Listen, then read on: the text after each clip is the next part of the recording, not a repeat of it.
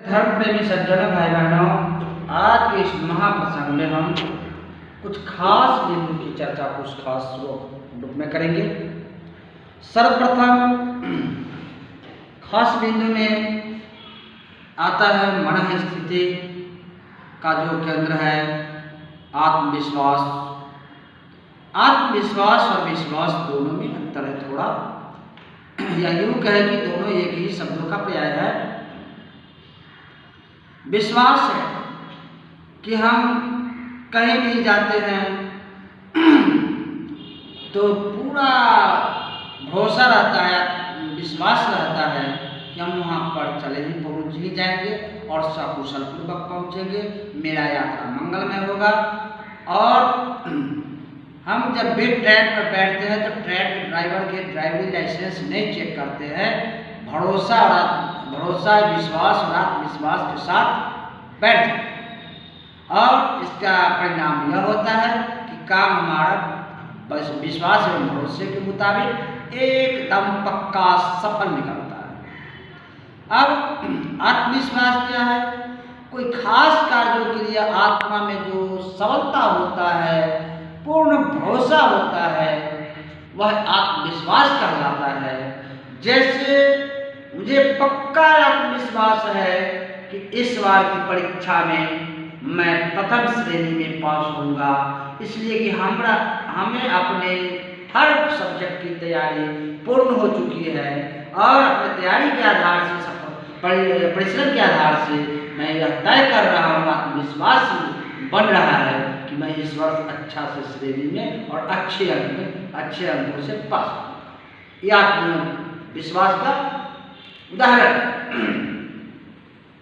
अब बात करेंगे भरोसा और समर्पण। भरोसा तो आजीवन लोग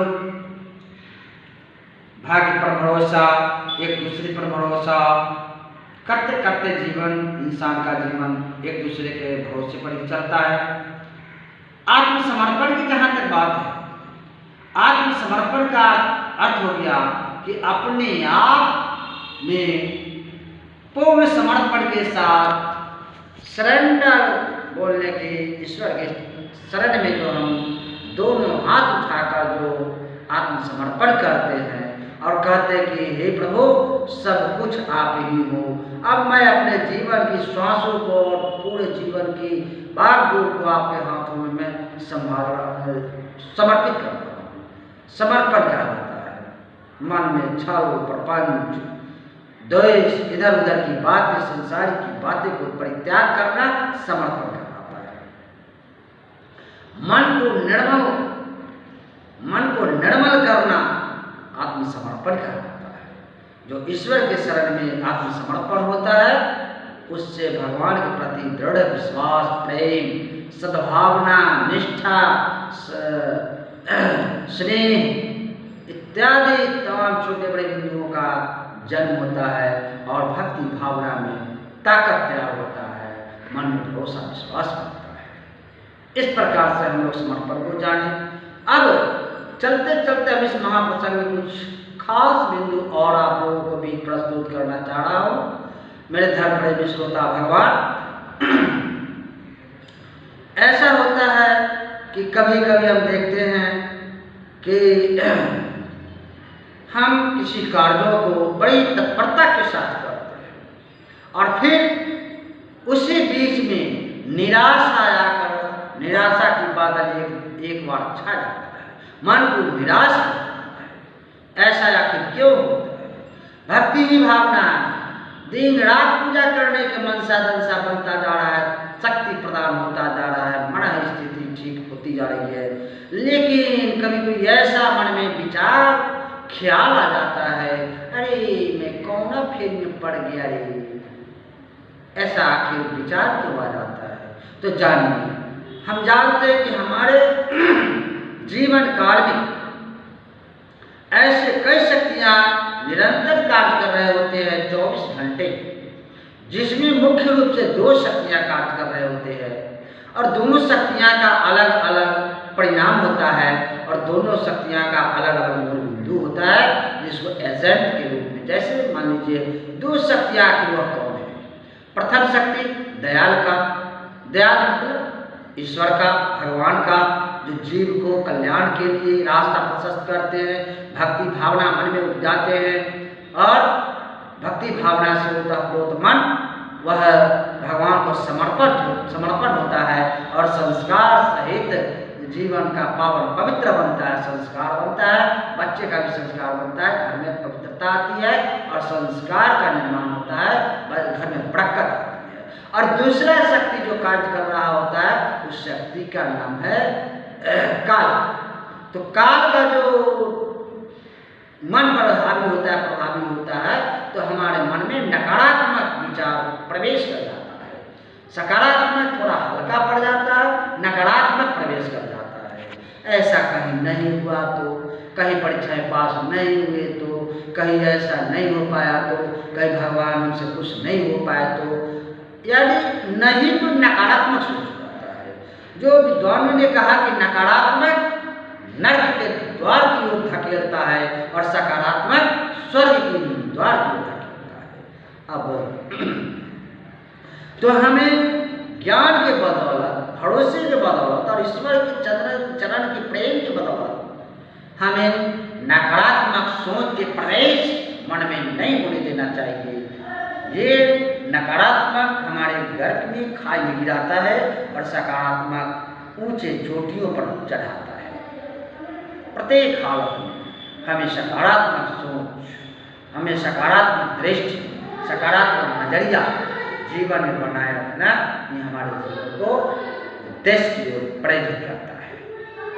तो हमने कहा कि काल और दयाल, तो दयाल हमें भक्ति भावना से मन को भरता है, श्रद्धा से मन को भरता है, आशा से मन को प्रकाशित करता है और जीवन के हर कठिन राहों को, दुर्गम राहों को सरलता में बदलता चलता है। जहाँ पर कुछ भी समझ में नहीं आता है वहाँ की समस्या का निराकरण हल जिस तरह से होने वाला होता है वैसे उस माध्यम से बनाकर भगवान सरल रास्ता सरल। अब दयाल का क्या काम है? दयाल सोचते हैं, दयाल जो है से उनका डंका चौदिशा बजता रहता है, उनको काल का निंद्रा, जीन, जमाई, आलस, भय, निंद्रा ये सब कुछ रहता है। मन में भय बना रहता है कि हम पास नहीं गए तो, हम ऐसा हो गए तो, भक्ति तो कर रहे हैं कहीं सफलता नहीं मिली तो, वह नहीं तो वह जैसे आपको हमेशा नकारात्मक वह काल का डंका चलता रहता है, काल की शासन चलता रहता है। इसी बीच में हम अपने मन को मना कर भी हम अपने भक्ति भावना को, हम अपने जीवन को सार्थक करने की कोशिश करेंगे। अब इसमें एक छोटा सा उदाहरण देकर यह प्रसंग धीरे धीरे पानी विराम की ओर जाएगा। इसका हम उदाहरण देखते हैं। एक माता घर में मासूम बच्चे को पहलाकर, फुसलाकर, खिलाकर, दुलाकर घर के सारे कार्य को संपन्न करती है। इसी तरह से यह मन भी बच्चा समान है, बावला समान है, बावला मन को मना के और ईश्वर के चरण में लगाकर ही रखने में भलाई है। जैसे हम अपनी गाड़ी को रोड से जब जो ही लगा कर रखते हैं तो मंजिल पर पहुंच जाता है, और जो ही थोड़ा भूल चूक हो जाता है तो वह बहुत बड़ा घटना का अंजाम देता है। आगे बढ़ते हैं। दूसरा उदाहरण कि एक माता अपने बच्चे को जब मेला ले जाती है तो माता का मन होता है दुर्गा माता की प्रतिमा का दर्शन करने का, लेकिन उसी जगह बच्चे का मन अटक जाता है। मेले के जो मुख्य द्वार पर विभिन्न प्रकार के जो मोहने वाला, मन मोहित करने वाला जो खिलौना बिकता रहता है उस प्लास्टिक के हाथी घोड़े पर जाकर अटक जाता है। लेकिन ये कुशल माता होती है तो बच्चे से बार बार प्रेरित नहीं करती है, समझाती है और मन में विचार करती है कि बच्चा तो मानने वाला नहीं है, इसलिए इसको पहले खिलौना ही खरीद देते हैं, फिर आगे बढ़ता है तो मिठाई पर जाकर अटक जाता है। तो जो कुशल माता होती है वह बावले मन को, बच्चे जैसे मन को पहले जैसे वह बच्चे को पहले खिलौना फिर मिठाई, और जब पूर्ण रूप से बच्चे मान जाते हैं तो बच्चे को हंसते खेलते माता के दर्शन के प्रतिमा तक ले जाते हैं और अपने भी दर्शन करते हैं, बच्चे भी दर्शन करते हैं।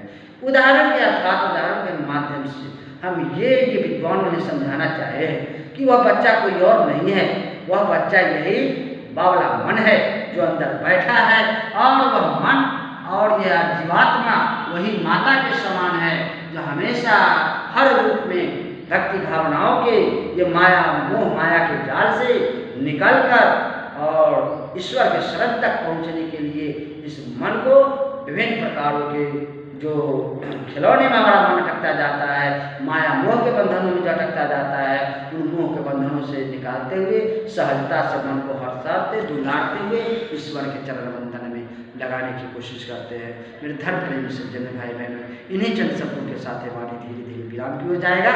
यदि इस वाणी के महाप्रसंग के दौरान एक भी शब्द मन को छू जाता है, हृदय को छू जाता है, हृदय में घर बना लेता है और मन को प्रभावित करता है, मन को पावन एवं निर्मल करता है, मन को भक्ति की ओर मोड़ता है, तो अवश्य इस वाणी को आप लोग इस अरुण कुमार UAT चैनल को एक बार स्वागत करता है, और उस स्वागत करते हुए उनको हमारे मीठी भावनाओं से जुड़ते हुए, मीठी वाणी से जुड़ते हुए सब्सक्राइब करेंगे, लाइक करेंगे, शेयर करेंगे, कमेंट करेंगे। धन्यवाद। इसी चंद शब्दों के साथ वाणी धीरे धीरे विराम की ओर जा रहा। जय जय सीताराम नाम महाराज की जय, भक्त और भगवान की जय, कन्हैया सरकार की जय, गुरु भगवान की जय, सब संतन की जय, सब दर्शक भगवान की जय। जय जय सीताराम।